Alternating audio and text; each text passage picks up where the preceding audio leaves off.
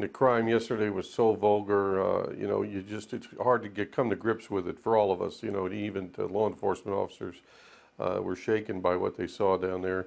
A madman who just goes in there and just massacres people for nothing but hate and terror, no real reasons anybody can wrap their head around. So yes, I agree, it's real challenging to us as Americans, but we can deal with it. We can do better on many fronts.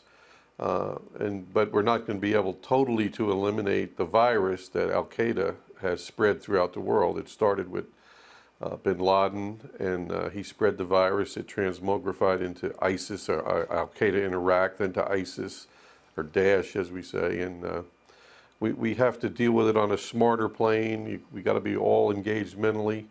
We got to get the political leaders to do things about it. But we're going to be living with it.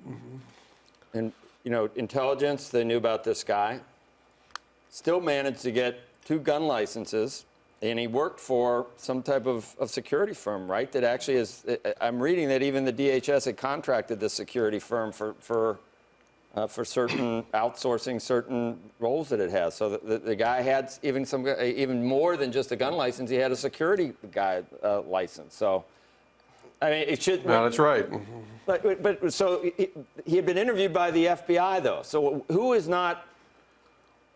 How come the information is not being exchanged among different agencies that this guy was someone to keep your eye on? Well, it's exchanged, but what happens is you get into this spot, you know, and we had agents, I had agents on a half a dozen joint terrorism task forces. And a lot of names come up, associates. You would not believe the numbers of people that come to the attention of the task forces. And what happens is you have to look into them. Here's a guy with no criminal record.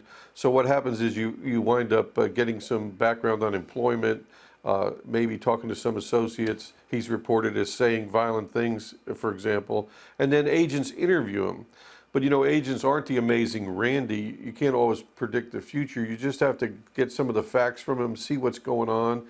He hasn't committed a crime. You can't arrest him. You don't want to arrest him.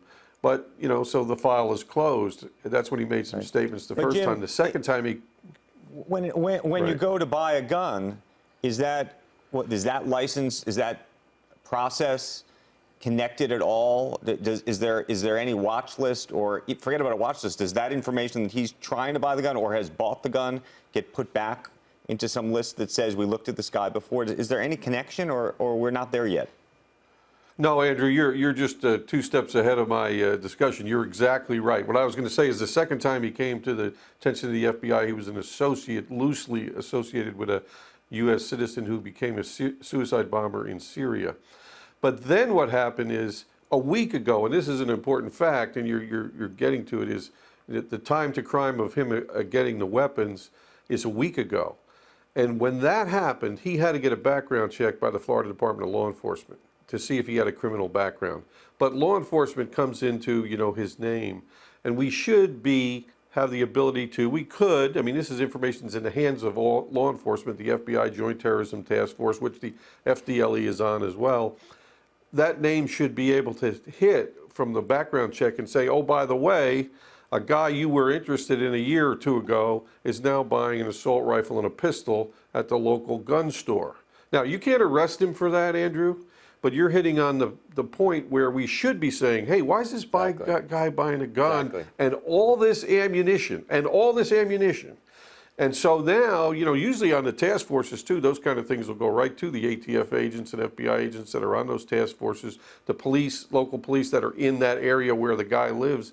And, you know, we'll go out there and talk to him, look at him, what's he doing? Hey CNBC fans, thanks for checking out our YouTube channel. Here you're going to find videos packed with all of the information that you need to be smarter about your finances. You can subscribe by clicking right here and click on all the videos around me or the I right here to watch the latest from CNBC. Thanks for watching.